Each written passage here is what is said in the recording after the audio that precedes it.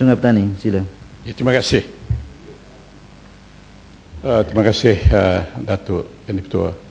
Saya juga ingin menjunjung kasih terhadap citah ucapan Seri Paduka Baginda dalam merasmikan Dewan kita yang lalu. Datuk Yang Di-Pertua, setelah Simpang Ranggam keluarkan kenyataan dalam Dewan ini bahawa terdapat akaun-akaun yang tersimpan nun jauh, bukan saja di beberapa negara Eropah tetapi juga di Israel, maka kita membuat search tentang apa yang beliau laporkan, bahawa beliau dapat maklumat dari Wikileaks. Search yang kita lakukan selama 2 hari 2 malam, tak jumpa. Sebab itu kita bawa usul supaya Simpang Ranggam tarik balik, dan nampaknya Simpang Ranggam juga tidak berbuat demikian. Saya nak minta Simpang Ranggam untuk ulang ayat tersebut di luar, kerana jangan dilindungi oleh kekebalan di sini, sebab kita rasa ini suatu yang serius diucapkan oleh seorang ahli parlimen di parlimen.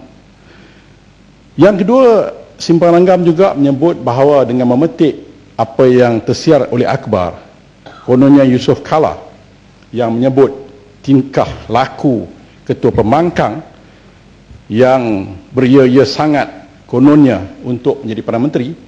Kita juga menghubungi pejabat Yusuf Kala, dan di tangan saya ada jawapan daripada Yusuf Kala yang mengatakan bahawa dia tidak pernah ditemuduga, malah dia telah pun menghantar 4 pucuk surat bantahan kepada CEO Berita Harian, Ketua Pengarang Berita Harian, Eksekutif Berita Harian dan Ketua Pengarang Kumpulan. Sebab itu sekali lagi saya nak sebut di sini bahawa on record kita minta supaya mungkin menteri yang bertanggungjawab tentang penerbitan menyiasat, sama ada betul-betul temuduga tersebut dilakukan ataupun ini satu fitnah yang besar terhadap ahli parlimen yang juga ketua pembangkang dalam parlimen ini. Datuk Yang Di-Pertua, saya juga nak bergenyak ke situ. Kenapa Black 505, himpunan Black 505 kita adakan? Rata-rata kita mendapat rungutan daripada rakyat yang telah menjadi pengundi. Malah di tempat saya, apabila pegawai-pegawai dan anggota tentera mengundi, mereka bawa sabun Exion dan basuh depan saya, dia tengok dia tu keluar semua. Jadi sebagai pemimpin, apa yang kita buat? Adakah kita duduk diam ataupun kita bawa ke petition atau kita buat apa? Kita kena jelaskan kepada rakyat bahawa SPR telah melakukan kesalahan. Satu rukun kepada akta, sepertilah rukun sembahyang lah kalau kita tak baca Fatihah. Sebab itu dalam dewan ini juga kita tubuhkan select committee. Ahli-ahli select committee terdiri daripada BN dan juga Pakatan Rakyat. Mereka telah pun bukan saja menjelajah ke seluruh negara, malah keluar negara untuk melihat bagaimanakah proses dakwat kekal yang sepatutnya kekal ini berlaku. Dan kita bentang dalam parlimen ini. Dan di antara perkara yang kita setuju ialah supaya harus ada satu proses untuk mencalik jari pengundi. Tujuannya untuk tidak berlaku penipuan. Tujuannya.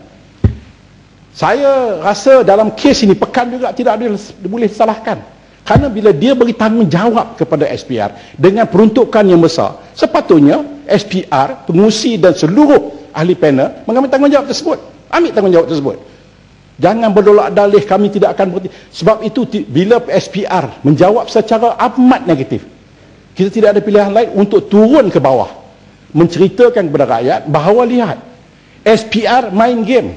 SPR telah terlibat dalam politik. Sepatutnya sebagai orang yang diamanahkan oleh Dulia Maulia Agung, dilantik sebagai ahli panel, harus menjadi orang yang tengah.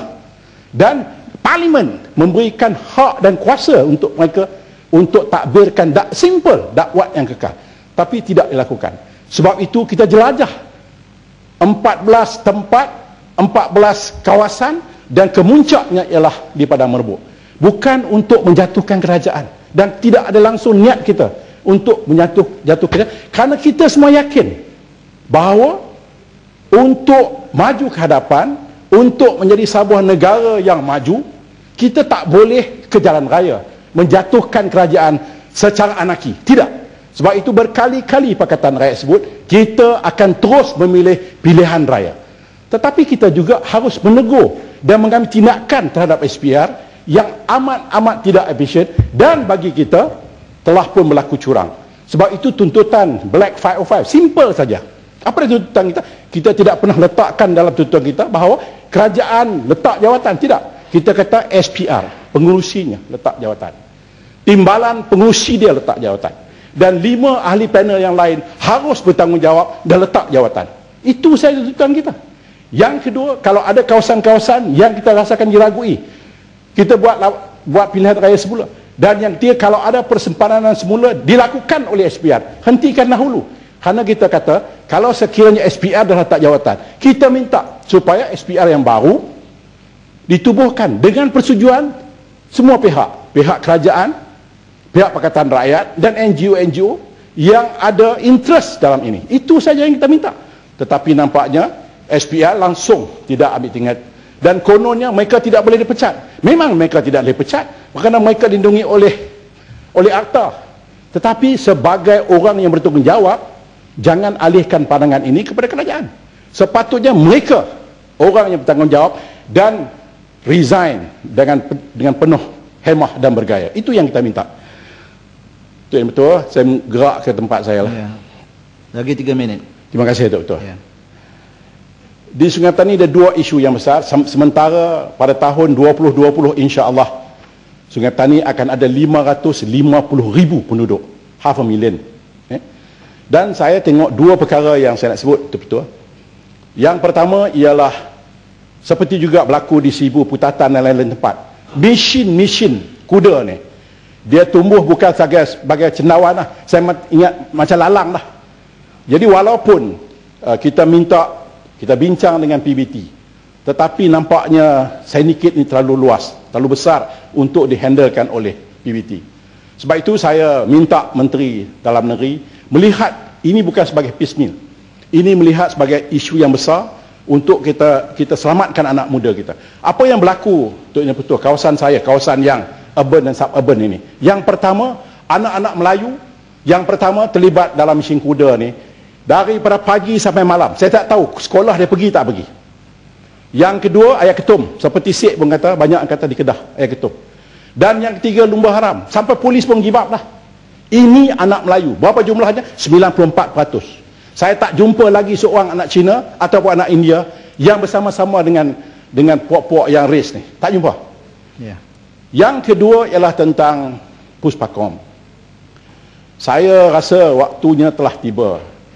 Daripada Puspakom monopoli urusan untuk melihat kaitan lori-lori ini, saya rasa masanya telah tiba. Kita ikutlah contoh negara lain seperti di Great Britain. Di Britain dia akan gazetkan, dia akan kenal pasti kedai-kedai ataupun bengkel-bengkel yang besar, dan mereka ini uruskan dengan urusan pihak MOT, Ministry of Transport. Tetapi di Malaysia ni, saya tengok di Sungai Petani itu, orang beratur selepas subuh. Lorinya dengan lepas itu kadang-kadang Puspakom pula failkan mereka. Ini bukan kerana enjin lah, brake, kerana cat. Jadi mereka datang mengadu pada saya. Ya, gulung. Sebab itu saya rasa kementerian harus lihat bahawa ini ialah sementara ada pihak yang akan mendapat keuntungan daripada Puspakom ini. Yeah. Tapi saya rasa adalah tiba masanya untuk kerajaan untuk melihat supaya memberikan kemudahan kepada rakyat. Terima kasih, saya aku dengan perintah. Terima kasih. Terima kasih Sungai Petani.